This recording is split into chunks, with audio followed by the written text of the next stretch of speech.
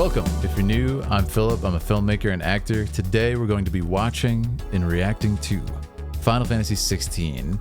Several new gameplay clips that they have posted to the Japanese YouTube channel. It looks amazing.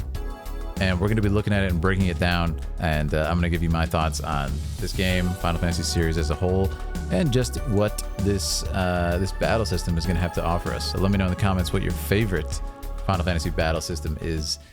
This is Final Fantasy VIII music. These are the Final Fantasy VIII Don't Be Afraid chords. I love that. Phoenix fighting, awesome. Man, just the way he moves in combat. So interesting.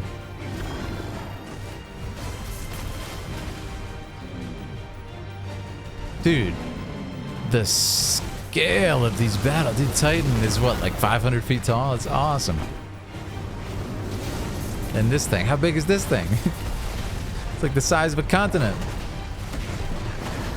Oh, it's awesome, man.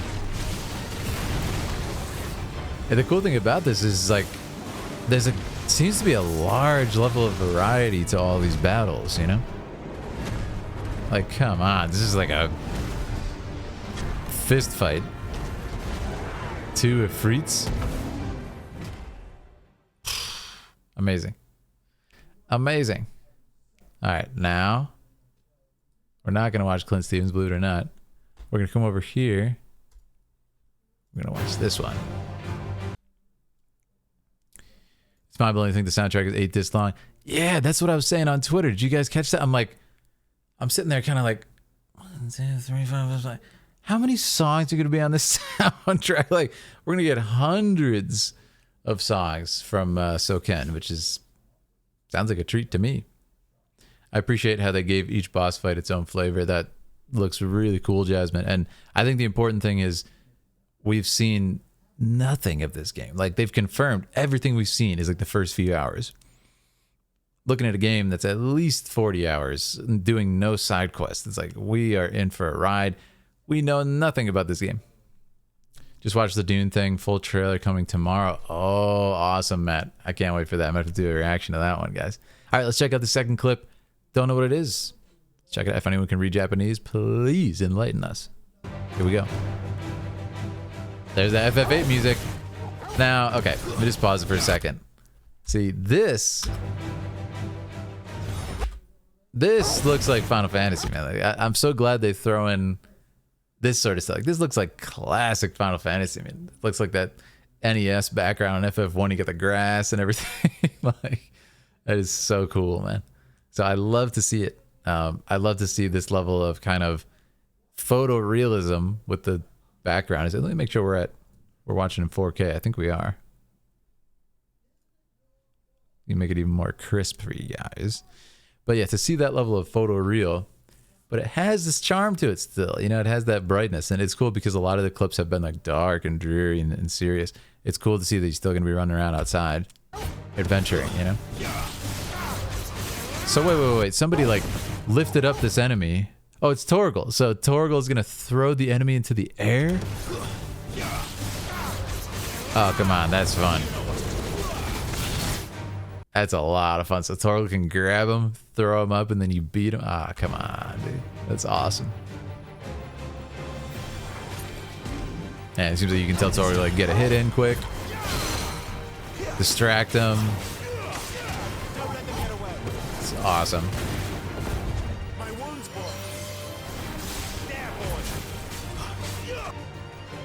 This is great. This is great to see because I said this before in my last reaction to the state of play. Like, this is what I wanted to see. I love the big trailers and the epic moments and the kind of like compilations of all the intensity, but it's nice to just see how the game functions. Like, obviously, you're not just button mashing the entire time and fighting. Like, it's nice to see in battle. Like, you're strategically waiting for an opening sometimes, and you're executing something. Which is more why a lot of us enjoy FromSoft games, Dark Souls, and Soulsborne games, is because there's a feel to it. It feels like real fighting. Like, you have to wait for an opening. You're not just gonna mash until, like, you know, you take away their HP and stuff. It's really cool to kind of get that back and forth in that play and say, oh, I'm actually going to wait for the dodge, wait for an opening, wait till they've just missed their swing and then strike. It's really engaging, and there's a lot of depth to it. So it's cool to see this is kind of having a little bit of that style of combat. So yeah, you can tell Torgal to sick, heal, or ravage. Now I wonder if heal means he heals himself or he heals you. Very fascinating. The funniest animated emote. Oh my goodness, I can't wait to see that. All right, let's see what happens here. So you can tell him to do different stuff. Ravage. That's awesome, man. Yeah, this is great. Like, we're just seeing the game, you know?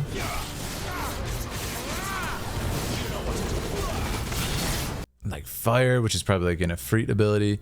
What I really enjoyed was the abilities you can add and really customize your build. That's fun, Jasmine, yeah.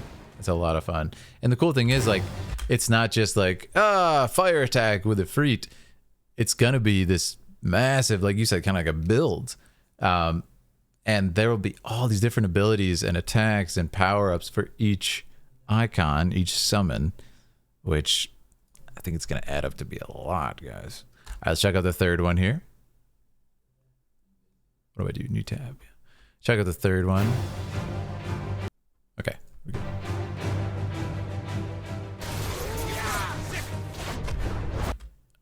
Okay, is this going to be Benedicta? Whoa. Like that felt satisfying right there. That was awesome. Hey, what's up, Raven and Tree? How you doing? There's at least 4 per icon, so that's like 28 abilities at least. Wow, that's amazing. Yeah, so I mean, like you guys just said, we're going to be able to make a deep build, and one of the advantages of having only Clive, which a lot of people are like, it's a drawback. No, the cool thing about having one character is you can get that deep with it. Like, you know, I just mentioned Soulsborne or Elden Ring. Like, it's just you in those games. Yeah, man, you can min-max yourself to the absolute detail in those games. You can create a super customized build. And, you know, I did some PvP in Elden Ring, and it was a blast. That was actually better than I thought I would do. I was winning a lot of matches with my just, like, you know, cowards die first build, essentially. And you see some crazy stuff. Like, people are really creative. It's awesome to see. Haven't been this excited for a game in a while. I love to hear that. I really think this game has the potential to catapult Final Fantasy back into the, I don't want to say mainstream, but I guess if Elden Ring is considered mainstream, it's crazy to think that yes, thank you for the emos. Yeah, that's my build in Elden. Guys, if Elden Ring, you know, as a JRPG, because yes, Elden Ring is a Japanese RPG. It's a JRPG. If a JRPG like Elden Ring has the ability to get over 20 million copies sold, like, that's crazy. And I think the way you do that is, why did Elden Ring do that? Because most people don't know it's a JRPG, right? They just play it. So I think 16 is going down the same road in that, you know, they're obviously inspired by the aesthetic of Game of Thrones, hopefully not the writing. And, you know, here we are. We're able to see this game. I think it has the potential to reach that other audience, and kind of gain a modern show-stopping brilliance. Because, you know, Final Fantasy at this point has not had that level of just like controlling and dominating the space since like pretty much PS2. I would say PS2. Yeah, Final Fantasy X being the last game that just like changed gaming forever. 14 doing great, of course, but it's kind of in its own way. Like, you know, World of Warcraft 14, they're kind of like, they're just this like eternal thing. It's not like a game where you get it, you beat it, it's over. So it's kind of a different category. This, I really think it could do that for Final Fantasy again, which would help all the games. It would help Final Fantasy VII Rebirth. It would sell more copies of that. It would sell more copies of FF14. So I think it really has the potential. But anyways, let's get back to reacting here.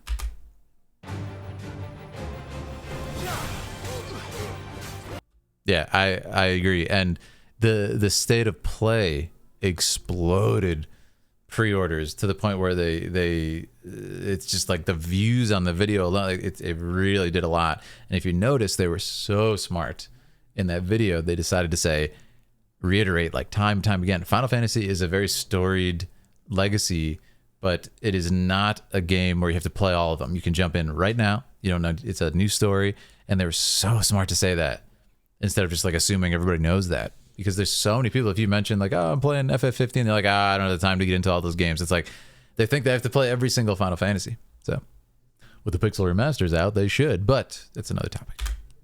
Here we go. But this looks great. I think we're just getting kind of like basic tutorial on combos and stuff.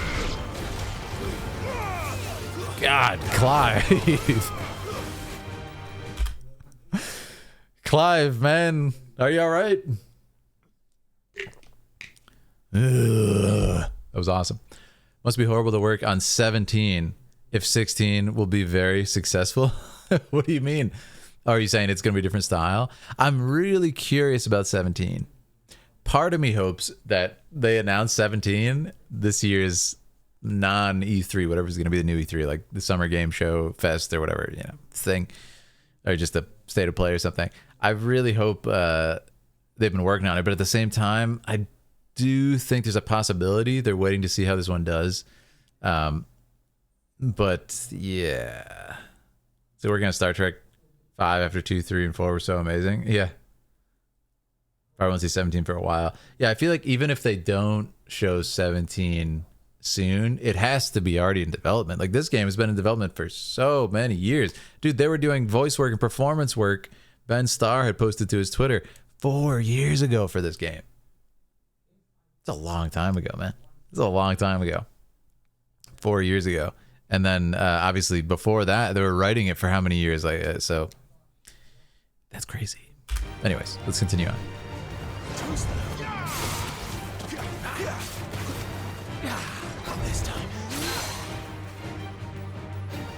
Looks awesome. I think the main sort of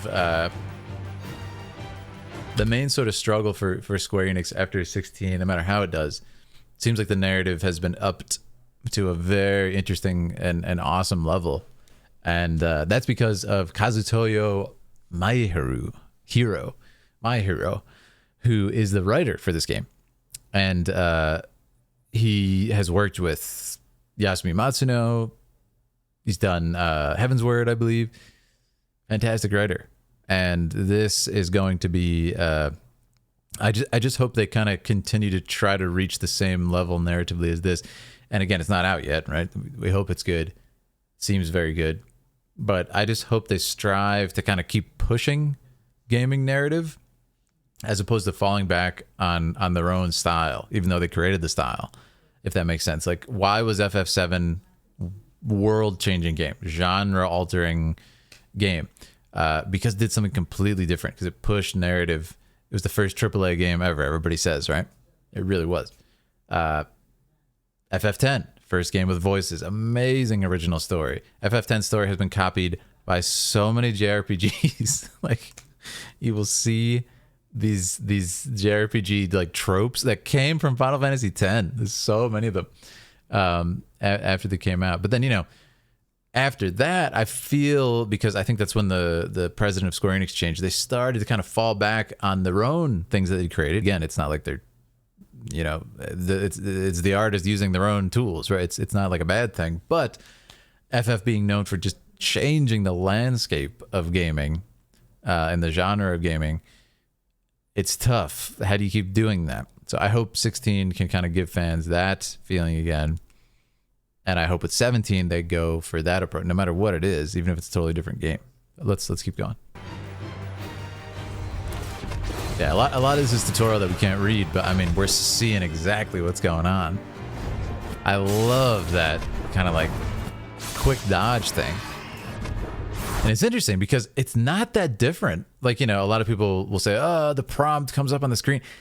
Yeah, but it's really not that different than in like Elden Ring. If a boss is winding up his attack and then strikes, you just got to know the timing of it.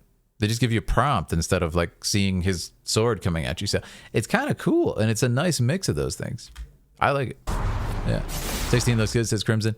16 does look amazing. Remake Part 2 new has been silent. Yeah, I mean, I don't think anybody would recommend they were to be cross-promoting another Final Fantasy while this game is like coming out in a few weeks. I think this would be a horrible idea right now. So the good news is they're probably going to, this summer, explode all this Rebirth stuff, right? It's going to be awesome. And then that's going to come out in the winter. So we'll have like a half year of promo for Rebirth, and that comes out. It's going to be super exciting. It's showing this rings they talked about, I think. Oh, they're showing I know exactly what you mean. Yep. Cool. All right, that's going to be our third one. Let us move on to this one. This looks like it might be covering the a little bit of the leveling up abilities. Let's take a look.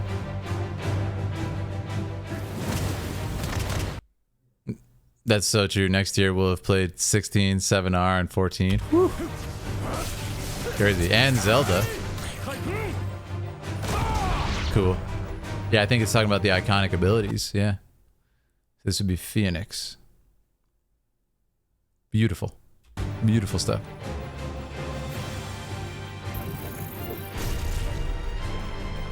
Look at that dopamine dump. It's going to be like FF10 Sphere Grid all over again. Oh, dude, it feels like the Sphere Grid. I like that little dopamine dump. 2023. Is that an imp?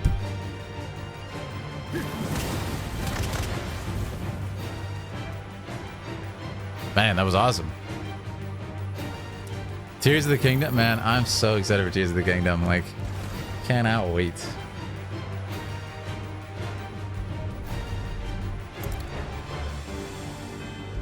Ability animations changed when upgraded. That's interesting, Lori. I didn't catch that. It's very exciting. Yeah, man, variety is kind of the name of the game here. They've done a lot to kind of... That was awesome. A crazy counterattack.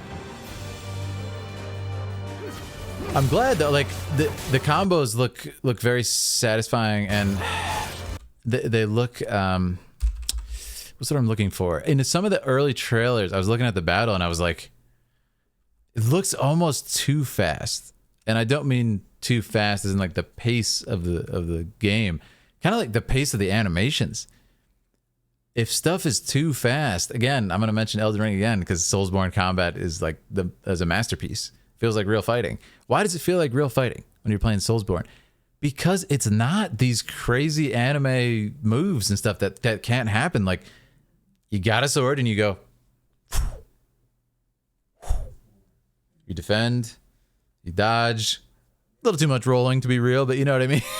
Like, besides that, it's very real. Like, you know, the timing. So you can parse that information in your head and it feels like a real fight. It's like, oh, I got to dodge this guy. I'm going to hit him.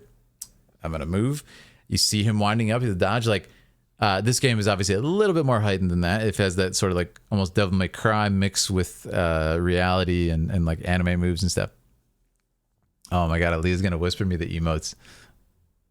I feel like I'm going to laugh really hard. Fat rolling and heavy armor is real. That's right. That's right. You know, you break a few bones probably. But yeah, I was worried at the beginning of this when I saw the trailers. It was just like super fast, and at times it didn't look like there's a lot of weight to the attacks. Here, though, it looks fantastic. Look at this. Look at this combo he pulls off. 3, 4, 5. Like, boom, boom, boom. Like, that's a realistic sword combo. Like, obviously, you know, the teleportation, you know, into a few feet to hit him is exaggerated, but like, it's a fighting style that is understandable and you can kind of strategically use. And like, obviously, yeah, we're gonna have like Ifrit versus Titan and stuff. I want those to be big and crazy, but for a lot of the, you know, boots on the ground duels and everything, it's awesome to have a little bit more grounded fighting, even in a fantasy world. It's great. Boom! That was awesome. The monks taught Phil how to teleport. I want everyone to know that. Yeah. I mean, I can teleport like that, but, you know, most people can't. So I just figured, cool, we're listening to Zelda music. I mean, I'll take it. Shadows of the Colossus. Exactly. It's going to be crazy. All right, now. Here we go. Final video here. We got the FF8 music again. Anyone read Japanese?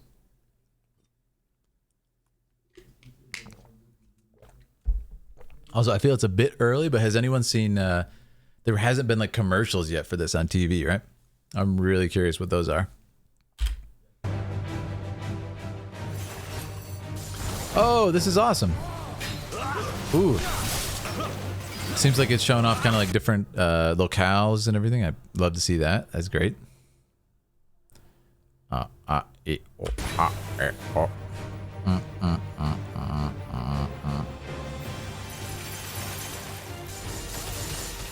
awesome, man. I think they're showing off the party AI. Yeah. I think they're showing off the party AI because they showed Sid doing something. Oh, there you go.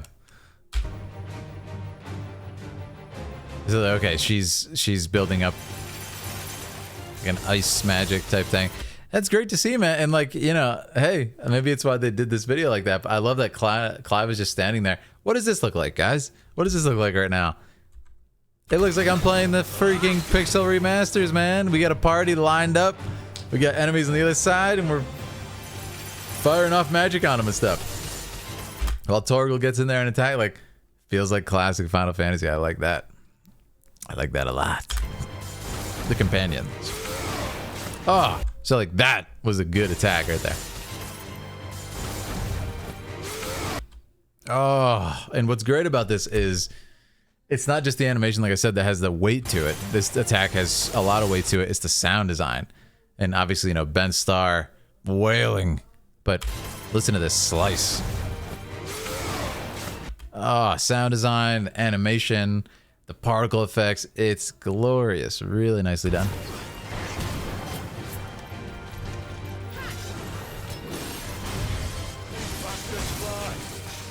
It's cool to see Jill in action like that too. If 16 had a gambit system, would have been best FF game. You like the gambit system a lot? I thought they said there was going to be a gambit system in this, no? Wow, that was awesome. Sid getting in there. I think that was the last one. Very interesting, man. Very interesting. That was actually my favorite one. I really like this aspect of seeing but doesn't that look like classic? I wonder if it's why they recorded this video like that. I love how they're just like standing there. It's like Pixel remasters, man. It's awesome. But I'll tell you, the thing I'm most excited for is still the narrative. This one attack right here is great. I could watch this all day. Look at that, dude. Just the amount of effects. We have like particles coming off, flame coming off, which I assume is from like an Ifrit ability. I don't know, Phoenix ability. We have this blue line of the cut, and then we have dust puffing up. It's just awesome. Balanced out for me. I think it's going to be great.